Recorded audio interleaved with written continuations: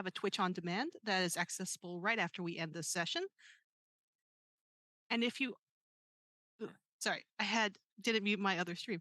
If you aren't following GamesRT on Twitch already, please follow us so we can build the channel. Look for links in all the places such as our blog, Facebook, Discord. We're going to post those in the chat below so you can find us all there. And if you have not previously been familiar with GamesRT, we are the Games and Gaming Roundtable of the American Library Association. Our mission is to promote games in libraries, whether that's programming, collection development, community building, prototyping, testing, research, or just high stress, low mayhem events like this.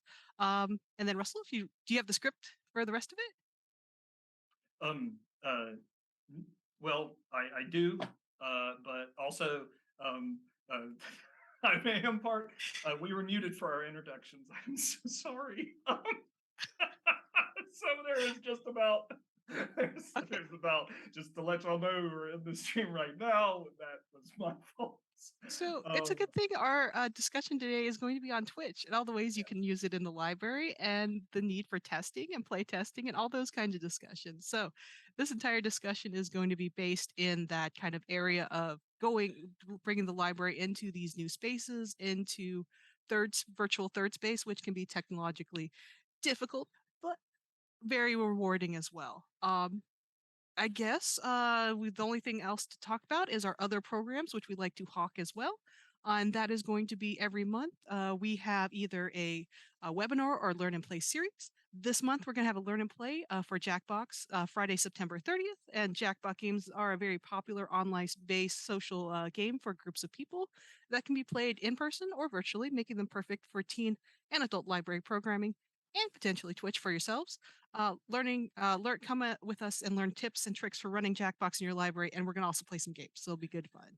As far as Twitch goes, we are still experimenting. As you can see, this is still a little bit new, but we have the Roundtable series. We have our TTRPG series, Low Stress High Mayhem, and next Saturday, September 17th, we're going to start another play series called LAG, Librarians Attempt Games, where we'll choose a game, gather some librarians, play at our best, and then talk about throughout the game how this might work in the library and how you can program it as well. So that all explained. Let's get on our programming. So you know the format. We're just going to be talking. It's a very informal roundtable kind of talk where we're just going into the subject of Twitch.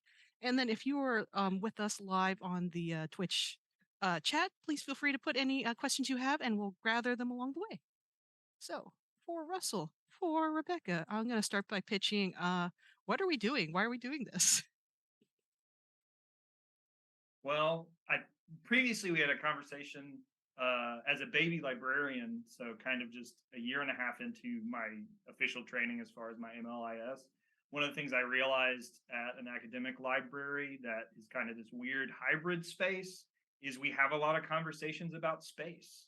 And not like space, but like the space of the library. And in general, I found that in my classes that there are a lot more discussions around sort of the library as place. And I think one of the biggest considerations that, especially after the pandemic or during the pandemic, we have to consider is the digital space of the library and beyond just marketing. Also, how do we participate in it? Yeah, I agree. Like whether we're talking about the physical space of the library or the third space of these, other spaces that we're creating, Twitch is definitely part of that. And we're the gaming roundtable, and so Twitch is a big part of that third space that we can expand into and potentially bring into library programming. Yeah, I was of the same mind. The idea that we, the Games Roundtable, aren't in one of the largest live community gaming spaces seems a little odd and unusual, especially when a lot of our patrons, a lot of our folks that we're servicing are in this space. So it's a natural kind of maybe doesn't feel like a natural fit. Like I'm sure there's people who are like librarians. What are they doing here in this high tech land? But libraries are wonderful, fascinating places that also move with every piece of technology that comes with it. We have been right there with every new innovation coming in. So I think this is a natural fit for all of us. Also, Yeah, I get to play games. No, yeah. Go ahead, Russell. I've been really satisfied, especially as a faculty member, to be able to report in my meetings that my service is, "Ooh, I get to do a Twitch stream today." Um, that component of libraries moving with times, these sort of again, kind of the rethinking that we've had to do a lot in the most recent years, but in general, I think libraries, I mean, that's always one of the fun or kind of standard articles that get got brought up in a lot of my early coursework was kind of this just, do we need libraries anymore? And I mean, it's fascinating as far as just like, because people will, sometimes frankly answer that or ask that question, and then it's like, like libraries do so much more stuff. It's kind of this very adaptive third space, man, thank you for that word. um the idea again being that we I mean, it's just again that community component.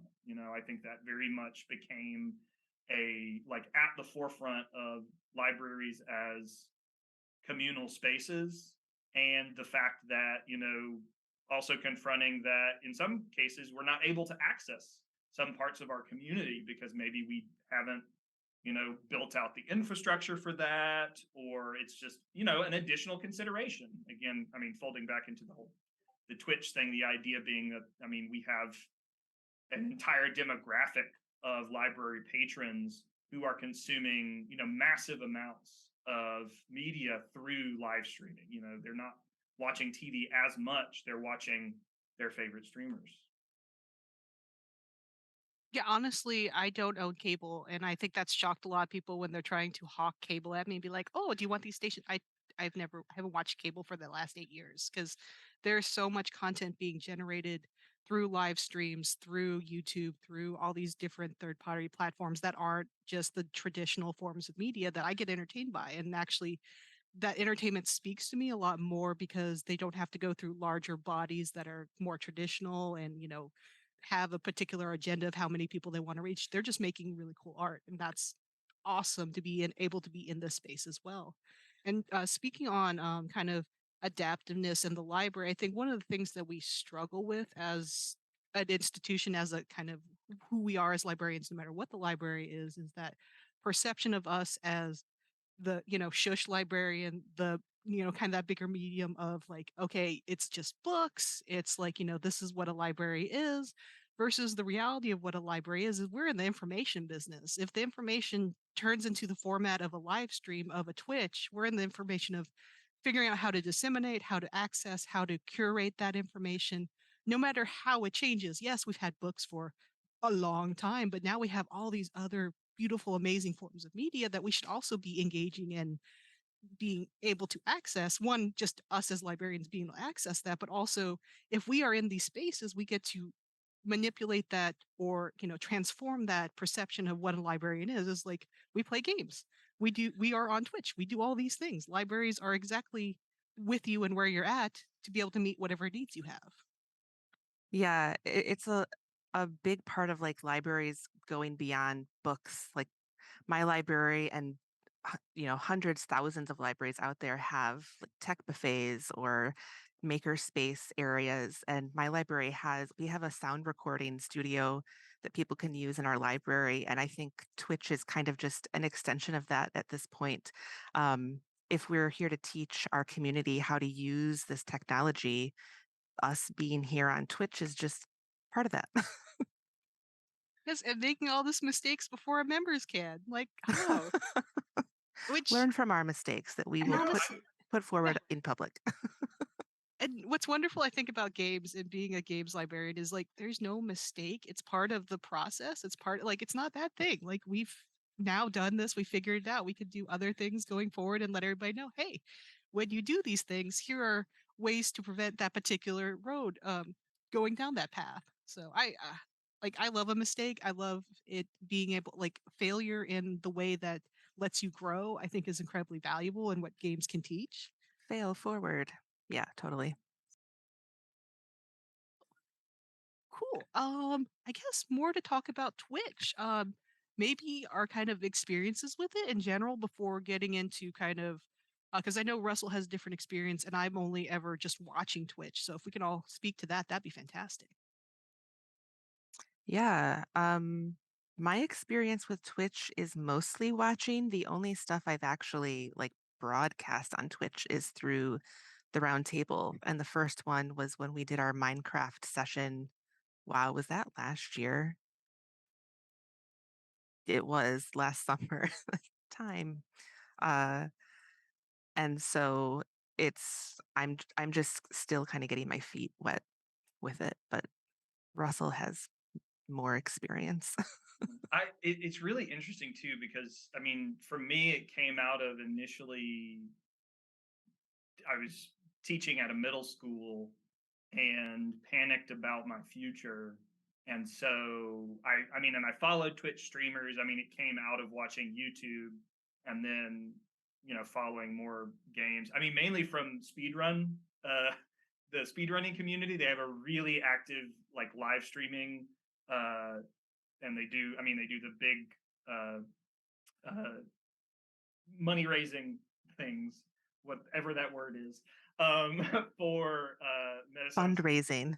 fundraising for that. And so they would be like week long streams where they would do 24/7 stuff, and then I would just watch those, have them on in the background. And as I was panicking, I was just like, I could do this. I looked up open broadcast software, OBS, and then started playing around with my friends, um, and it became that fail forward sort of thing. I mean, there was initially, before a lot of the affiliate status stuff and the partnership, the kind of monetary components that have come into Twitch. I feel like it was a little, the jump was more technological as opposed to, I guess, social, in the sense that, right now, while there are still tech things to consider, it's a bit more of, well, you can start recording things pretty easily and broadcasting them, but the question becomes like, who's your viewership? And it becomes more of an actual broadcasting question. And that's where I gave up.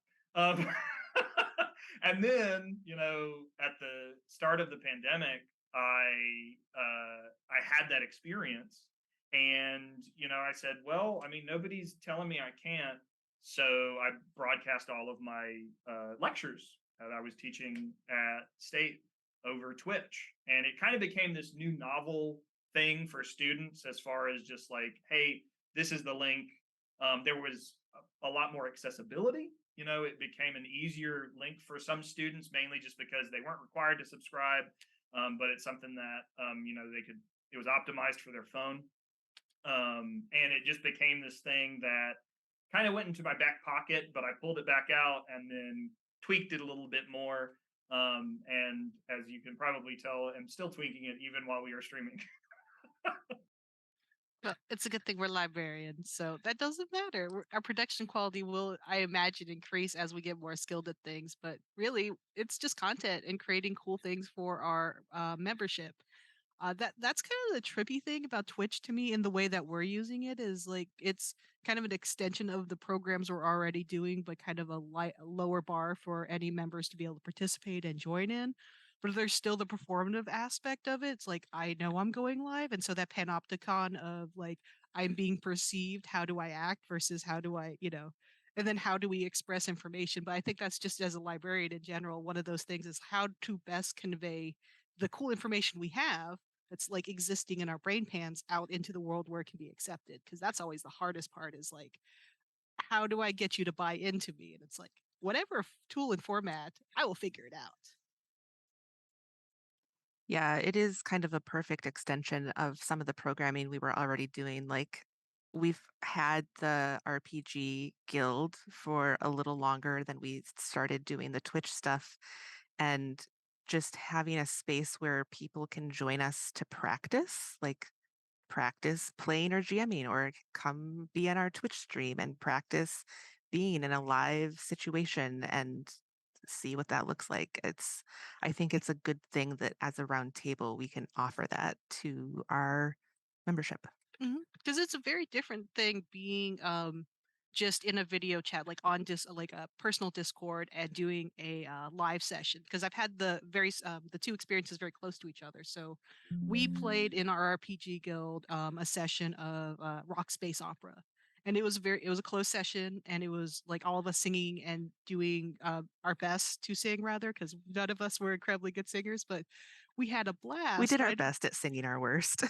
Yes, exactly. High mayhem, low stress. And the thing about it was because it was closed session, I think we could be a little bit sillier, a little bit goofier because we don't have the idea that one day this might be found by anybody and memeified. Versus when I was doing the session with Russell, there was a little tick in the back of my head that was like, I'm live. How silly do I actually want to be and get? Which was, I'm pretty silly, I think. I think we got to a good place where it's like we weren't being too conscious of the audience, but it was still there. And I think having like you said, both those experiences where you can practice being alive and about and knowing that you're being perceived is really good because we are a public facing institution, but also having the chance to be able to do like fail in a safer space in a like more isolated, more contained space is good too. So yeah, having lots of stuff. which is just good, like in general, just good pedagogy. Because I mean, there's a lot of discussion in educational spaces, and specifically, I mean, just educational practice. The idea that affording people, again, I mean, the ability to fail comfortably, or not even fail. It's again, it's learn. I mean, this is learning. It's we always make adjustments and change things. There's never and that was a really good point you made there about the performative aspect of it. Again, it kind of becomes this, rather, oh man, the panopticon of, just that observer moment. Yeah, the definite like, oh wow, I'm being observed, or even just, I mean, the idea of not being actively observed, but like in the future, sort of observed. Wow.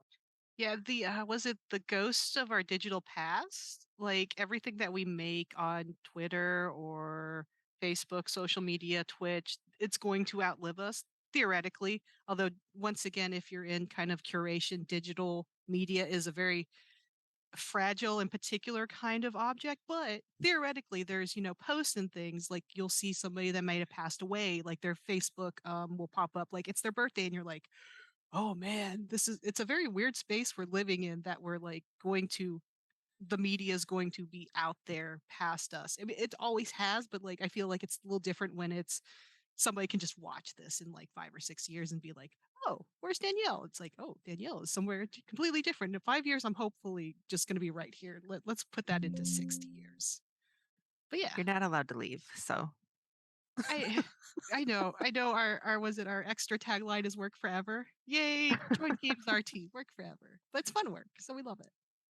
So let's see. We're moving on. So what? So we've talked a little bit about how Twitch can be useful for a variety of things that we want to do, whether that's training, whether that's getting our information out there. But this is one kind of interesting idea that struck me when I was talking to Russell is how can we be useful, we librarians be useful towards Twitch? Because a lot of what we do is trying to be useful for the community that we're currently existing in.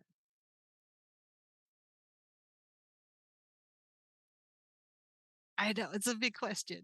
I can always start because I kind of have an idea of one of the things is like which who's gazing at us. Is it our membership or is it somebody that has randomly strolled upon us? And it's a chance to be able to showcase librarians and libraries and what we do in an interesting way. One, again, the perception, like I, don't shush anybody. I'm probably the loudest person in my library.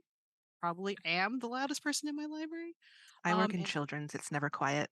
there you go. Exactly. And so having like this space as like anybody can come upon us theoretically, I mean, Twitch space is so kind of siloed sometimes. But anyway, the idea that what we do is like we can showcase our work. So whether that's just talking, like we're right now, we're just talking about roundtable stuff or playing games and then dissecting them from library perspectives.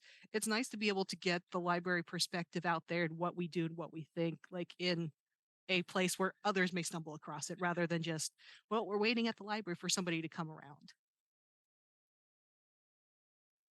Yeah, I think for me, it really just revolves around community building. Like libraries are places where you can access information, but it's also a community hub. Like you can come into the library and just hang out or attend a program. And with Twitch being an extension of that community space, um, I think if we're thinking about community spaces in different ways, we can help other people think about community spaces in different ways. And in general, I mean, that is part and parcel to being a librarian, to librarian practice. I mean, again, that idea of facilitating that sort of community. I mean, whether it be through resources or resources as far as just like time, just the idea of having a space that someone can come through for an established activity, for things happening in that regard. It makes me think more about it, what y'all are both saying is making me confront the fact that the distinction for Twitch being this sort of crowd based conversation. So the idea being that, I mean, we can have several people in a discussion that is being broadcast on Twitch, but chat is kind of this. Again, I mean, I guess my background is an improv, but like it's an improvisational sort of audience in the sense that they can say things, but it's not, the communication is not at the same level as the person who's actually broadcasting. Which kind of makes me think again about sort of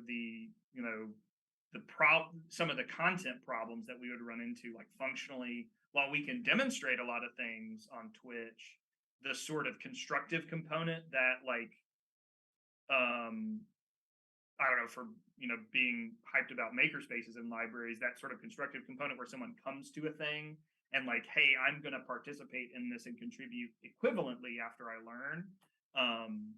The Twitch doesn't really allow for that, unless, well, there's other stuff though. I know. I wonder if it would be kind of like that situation where we had that Bob Ross was when their Twitch was unveiling, going from kind of video games to opening it up to all kinds of different content, and it was like, okay, we're going to draw along or play along or different kinds of things like that.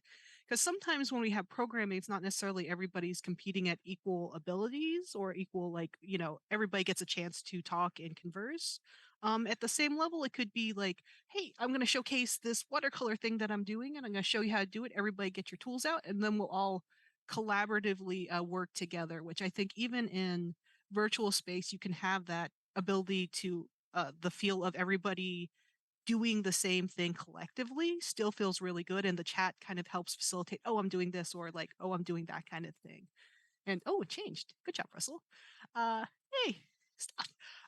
But the idea, like, that I would know, like, once again, like, I know them being perceived. So maybe like the idea that I know I'm participating with everybody else, and then maybe a different platform or a Discord to share that work, because natively Twitch chat isn't, the best. So maybe it'll be a hybrid model of participation instead would work out best.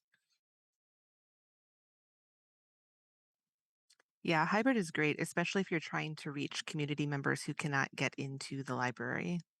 And if they have internet access, it's still an access issue, but potentially reaching more people. Cool. Over Well, longer. yeah, on that, like, what are our thoughts about building community and streaming and doing programs virtually? Like, what do virtual services have to offer our communities? I mean, we've just gone through much time of doing lots of virtual programming, so this might be a good chance to kind of deconstruct all the things and feel out how we are feeling about having virtual programs.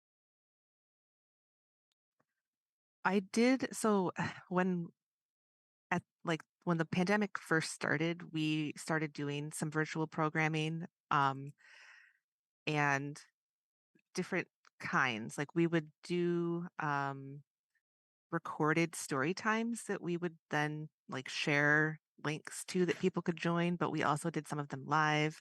And I also did we had our family game night and our adventurers club, which is a kids RPG program. We did both of those virtually for a little while during the pandemic, and it was nice to be able to still offer those things even though people couldn't get into our physical space.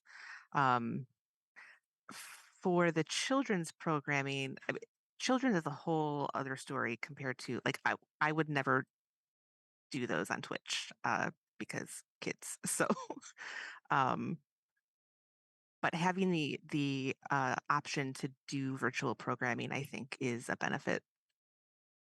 Yeah, and in general, I mean, that speaks to kind of the what was it? The word we use tool agnostic a lot of the time in talking about how I mean we can build these competencies. So for the performer, the competency of understanding like what a streaming platform is, because like even though it is essentially it's like video radio in the sense of the level of sort of access to broadcast.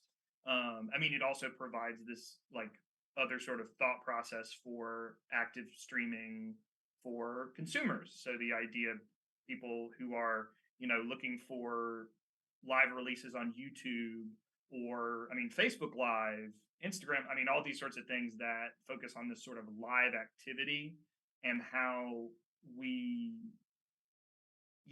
how we change that live activity as a function of who the patron is, because that kid point such a good point. I mean, especially surrounding the discussion of like online media and how a lot of it has really taken advantage of like children's consumption habits. Like as librarians, I mean, we've been thinking about how kids read books and consume media for I mean, decades. It was kind of this question of like, how did kids watch videos? How did they check out DVDs? Like, how do we prompt them to sort of engage with material, but in a safe and in a knowing way, I guess, intentional way. Man, yeah, that's one thing that is just so daunting when I think about it, like going into public libraries and that sort of demographic split up and like having because you're serving all your patrons, but you've got I mean beyond just the sort of physical considerations, you've then got fiscal and like resource considerations and then actual demographic considerations. Like a 5-year-old watching Twitch, very different from a 50-year-old. We have a question from our Twitch chat. Um, the question is regarding online and hybrid programs. Do we have any thoughts on how or whether to prioritize local versus global audiences? That's an amazing question that I've never thought about. And now it's going to live in the back of my head. So thank you very much. Because, like the ghost of, all of our social media, we can just be found around the world. Yay, internet. Somebody else can find me. And so I think a lot of what we do is very localized, maybe not like regionally, sometimes regionally, but definitely localized to America and our particular subsets of when we're talking about universities, when we're talking about libraries, it's our American libraries and American universities and how those function because we have had a couple of instances where we've had a chance to work with our partners overseas and they have different there's different engagements as far as like gaming pubs and stuff work differently over there. They actually have pubs and a pub culture versus us who are like we have our gaming places that are businesses but not like a extra third space, so it's like, oh, that's an interesting idea. So I honestly haven't thought of this, so I'm going to ponder while you guys talk real quick.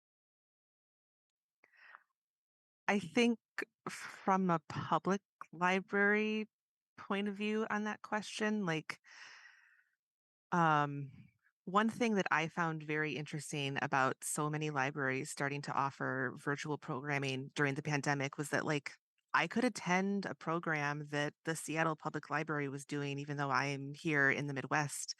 And for stuff that's like author talks or like more global topics, it was really cool to be able to attend those because it was virtually and the attendance was unlimited or whatever their Zoom, like if they were capped at 500 people, then you can open that up to a more global audience or attend something from a library in like France or India, wherever.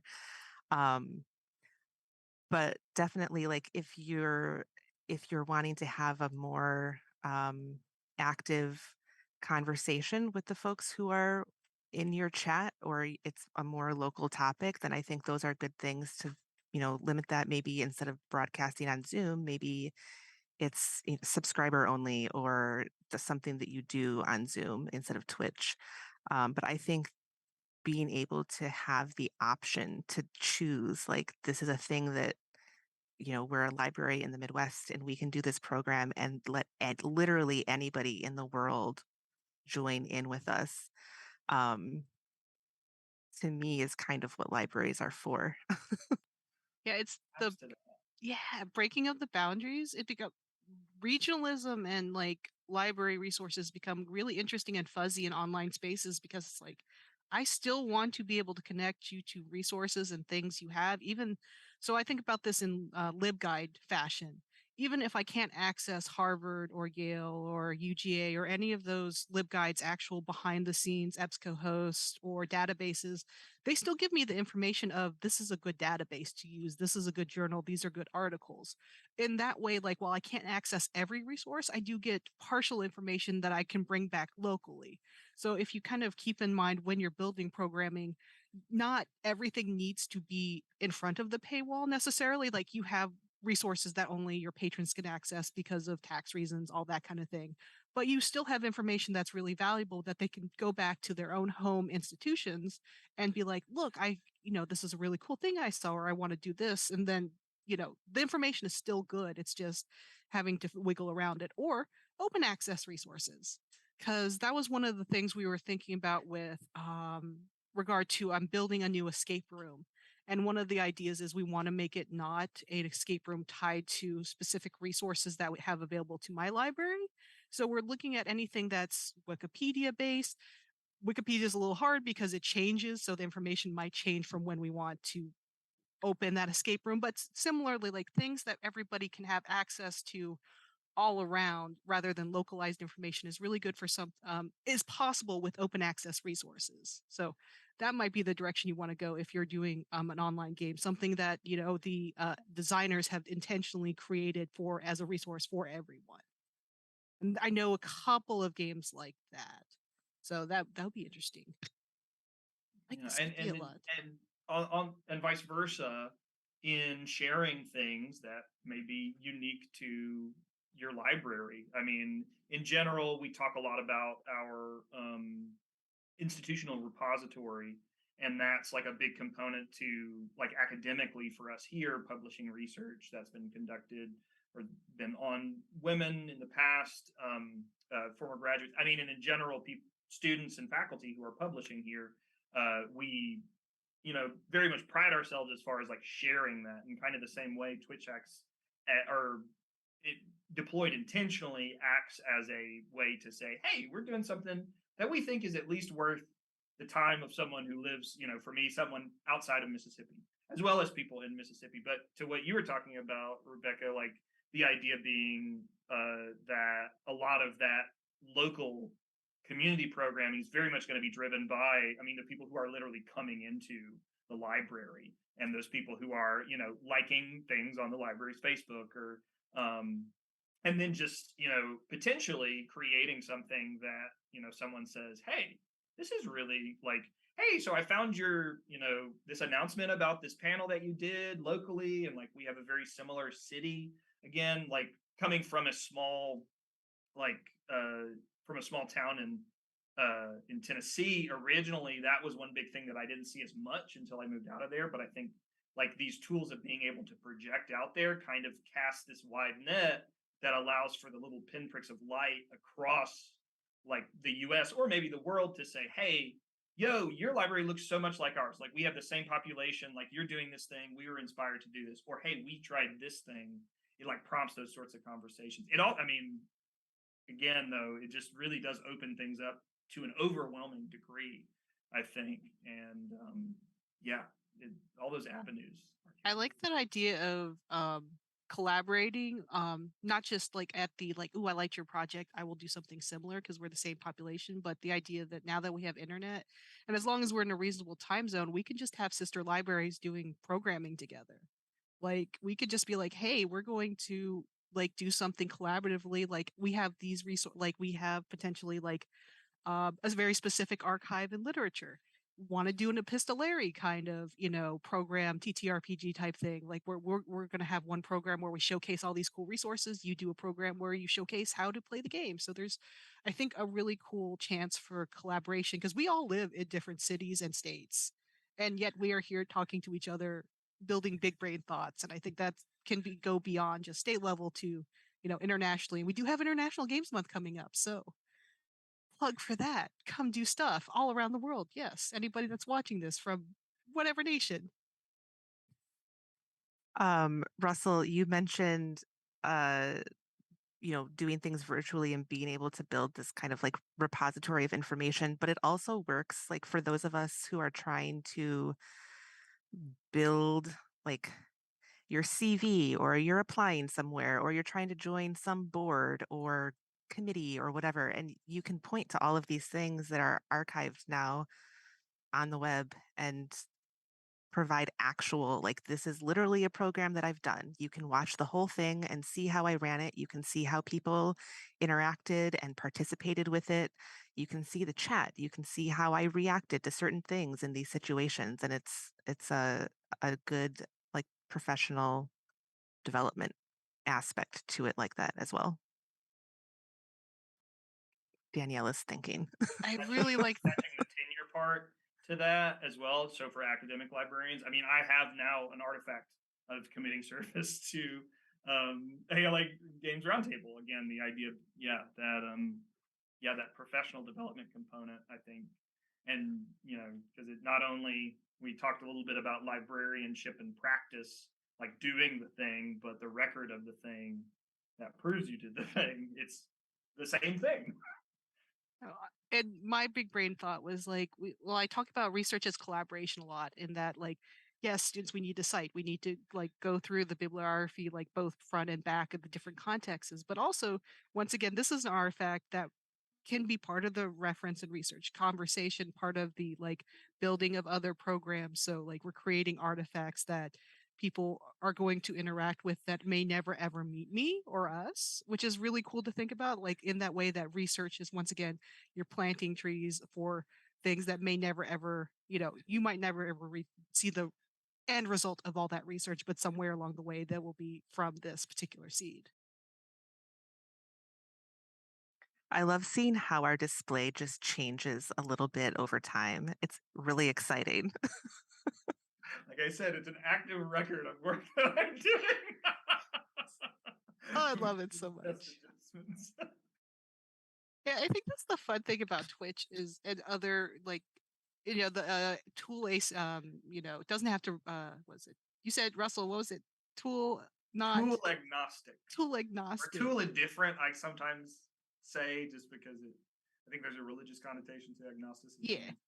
Tool indifferent, but like the idea that we can learn from things that don't necessarily need us to like have a ABCDEFG. Like we can follow other streamers, we can follow like how people do their overlays, we can get all this information from multiple sources to create our own type of work. And I think that's really cool too about Twitch and YouTube and all these sources. We can pull from this vast store of experience and information to do cool things that we want to do as well. It doesn't have to just be libraries doing it either, and which is very valuable to show our patrons too. It's like, hey, if you want to do something, you can get experience all over the place.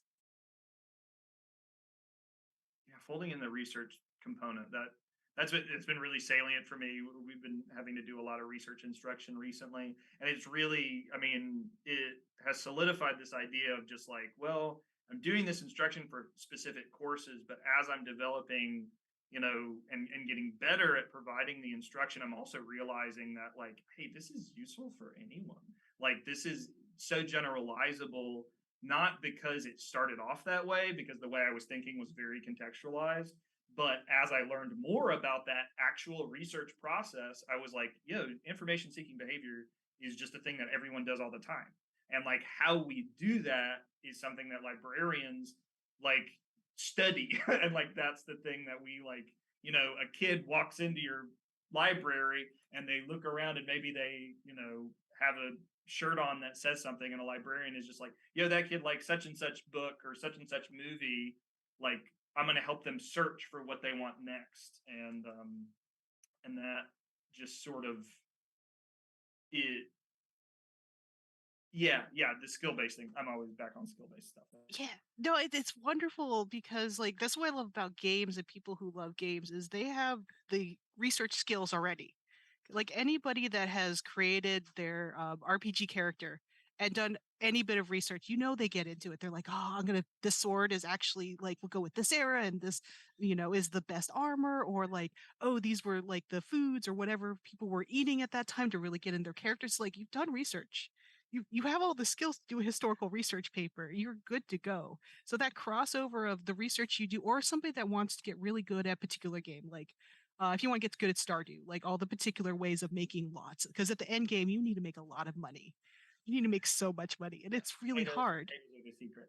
But all you do, it's this, yeah, and then it's the same thing you do if you want to get a good research paper. You find experts, you find people who are writing quality things in the area. You look at that, you experiment, you play around, and then see if anybody's like what, and then go back and take it to your own stuff. And that's like, aha, I have now figured out how to plant 10,000, like I don't know, it's starfruit. That's it. Starfruit's what I'm growing right now. So, like, thank you everybody who has helped me in this. Or like tea tree saplings. That was brilliant. Tea tree saplings are so much money in Stardew, guys. I'll take it back to games. But that information's like that need to find information because you want to learn something that you're trying to do in your hobby can translate directly into schoolwork, into academia if they wanted to. Like if we kind of bridge that gap, it's like you're already skilled at this. You're already fantastic. That gap in learning sciences is sometimes referred to as the problem of transfer.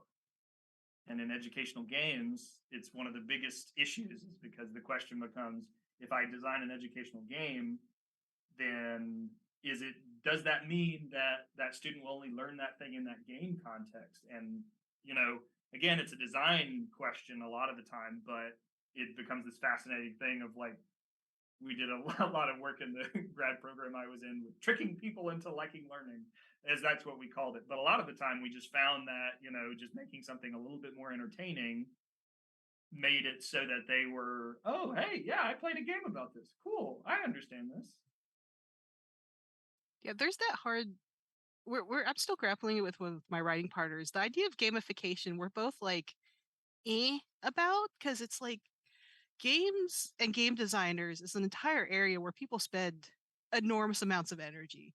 Being like, I could take this one mechanic out of this very complex system and put it into, I need them to learn citations, is it's difficult. Like you can't just pull it out of the beautiful engine that it was made for. It doesn't necessarily always work. And then also people get wary when you're trying to teach them something and be like, oh, we're going to play a game, and they're like, no, you're trying to teach me how to learn something. I don't like that. It's like, versus, no, learning is really cool and I'm really jazzed about it. I think you would also be really jazzed about it because you're already doing it. you, I, I'm not telling you anything you aren't already doing. But let's see. Back to Twitch. So we have a little bit of time. I know we meandered, but that's the point of roundtable to roundtable. We're going around the table. We're gonna say that we're till it's Full meaningless. circle. Or is it the squared now because it's roundtable? Now it's a square table. Shapes and geometry. Who would have thought? Especially last session where we were afraid of math. We've progressed so far. But what ideas do you have for programming, like taking all this into account, all these like cool concepts that we've been talking about? Localization, global, the Twitch program, what we can do, what can do for us. What do you think going forward we would like to do with this channel so that way folks can get excited and jazzed? I think in general, I mean, for me, one of the priorities is for Twitch and learning Twitch, as far as facilitating that, is the kind of consistent engagement part. So we talked a little bit about kind of Twitch and digital spaces early on.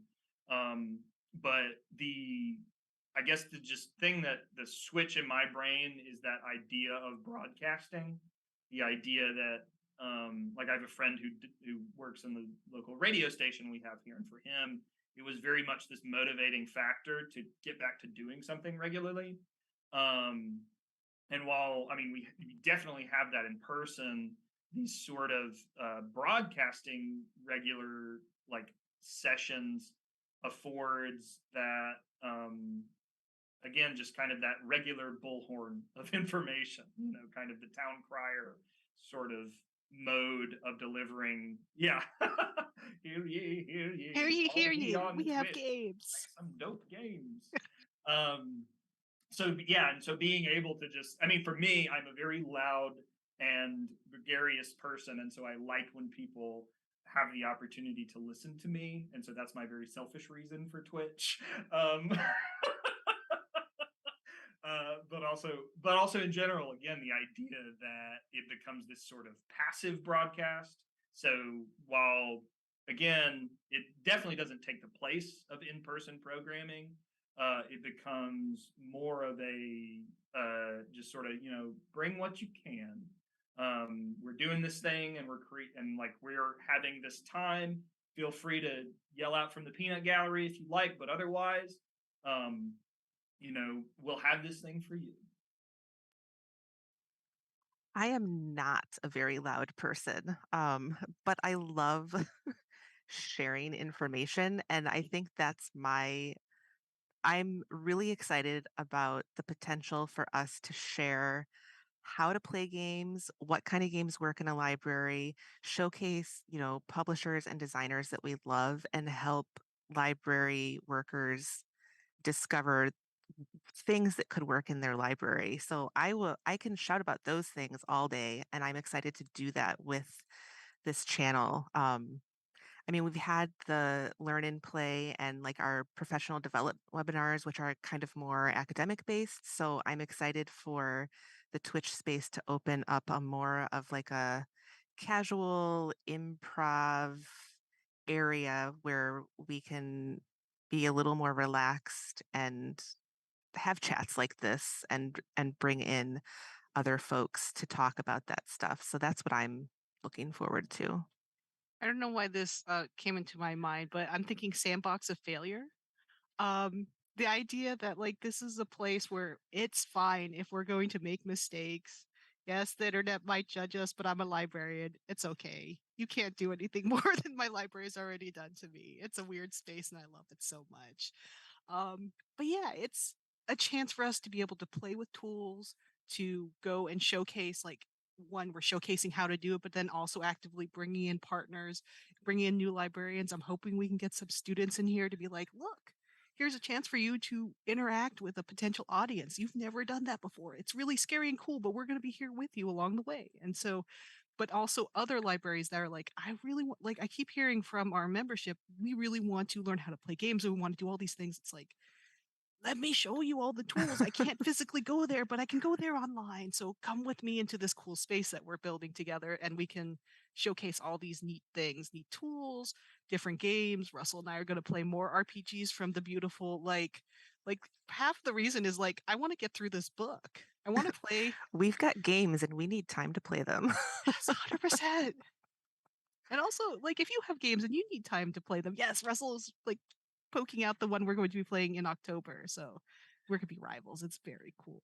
But yeah, also a chance to showcase professionalism and professional development and give people opportunity for that as well, because our profession is it's hard to describe it sometimes when everybody else is talking about like their very, high ivory tower subjects. And it's like, I play games. But we should be proud of that. We should be because people love playing and people great deal of enjoyment. So what we're doing, it's fun and we're really smart for being able to do it on our work time. So I want people to have that chance for professional development as well.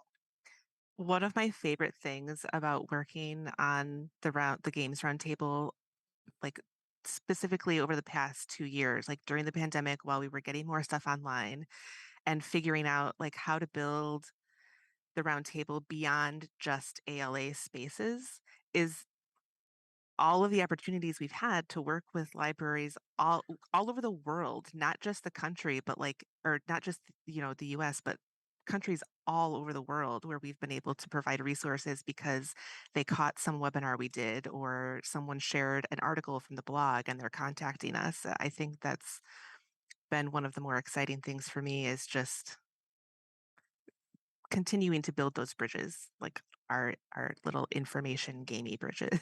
And I think that's what's really good about Twitch and all, Discord and all these like where we get to see each other's faces or just chat all the time because I didn't know either of you like 2 years ago, and now you're some of my favorite people to be able to collaborate with. And I think that's the brilliant part about like the internet is being able, and also terrifying, but the fun part is being able to connect with all kinds of people who love the same things that we do. We aren't bound by geographical happenstance. We make the community and spaces that we want to exist in the world and make those connections to people that love and enjoy the same things we do. And that's gets me jazzed.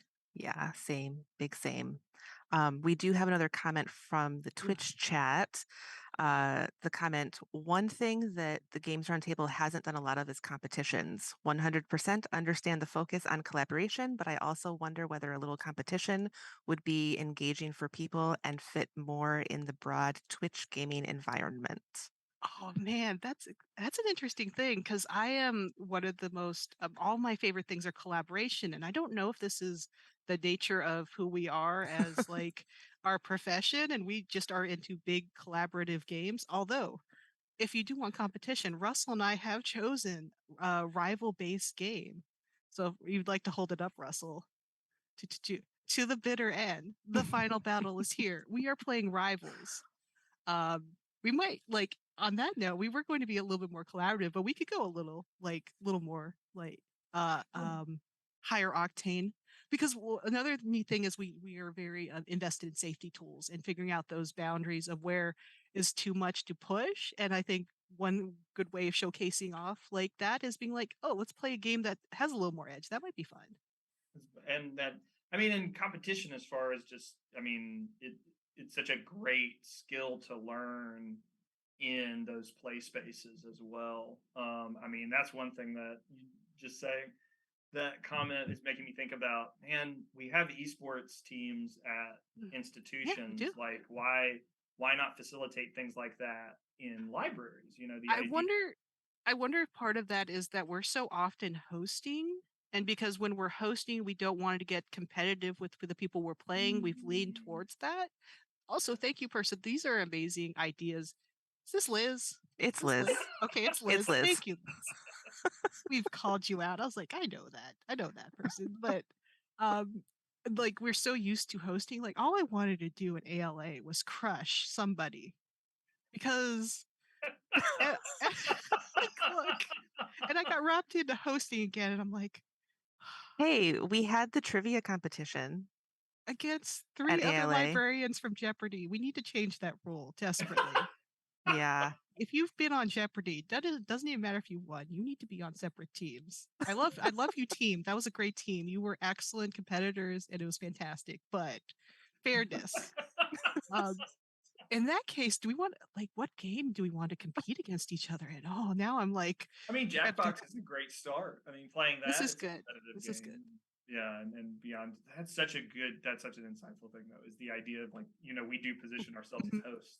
You don't want to like make someone feel put out because you're better at them or something. I can't play Machikoro with my wife anymore because I destroyed her and she's mad about it still.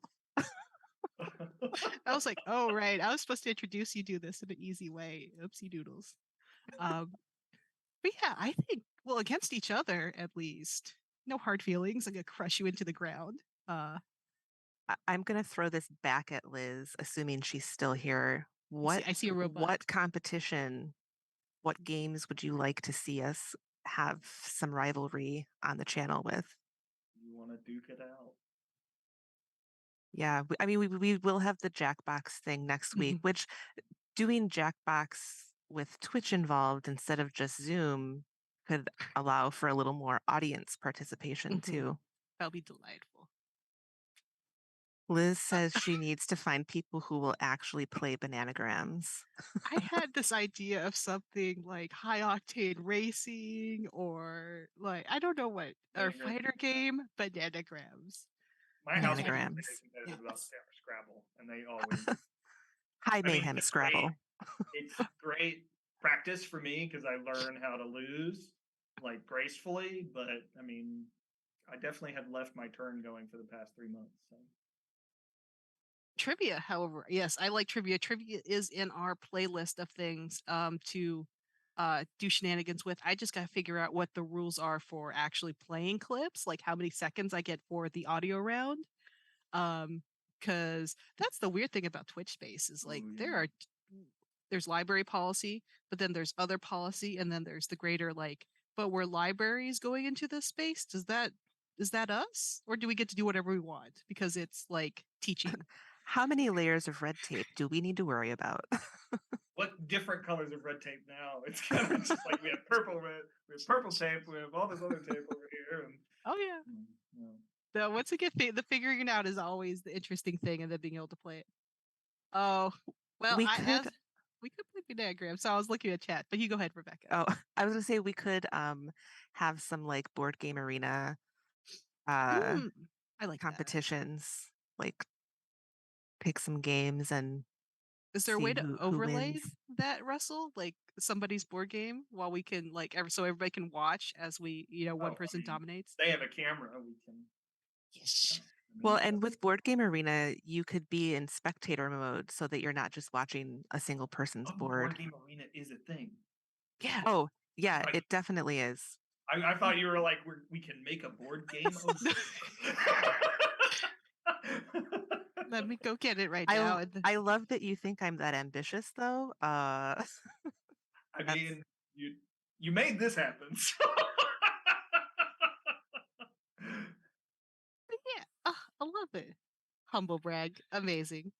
board game arena link in chat. Chat. There we go. There's also Tabletopia, which has other games. There's a couple different virtual game simulators. Although once again, I like the clicky clacky of my pieces and my coins and tokens. There's something about tactile. Yeah. Can't beat it. In a lot of Well, I think we've come to the end of our questions. Unless we have some kind of follow out question, I didn't plan one for us other than like, what you playing next? There we go. There's a Yeah. fallout. I'm playing a lot of Zelda right now. I just got the last Divine Beast, and now I'm collecting things. Rebecca, what you playing?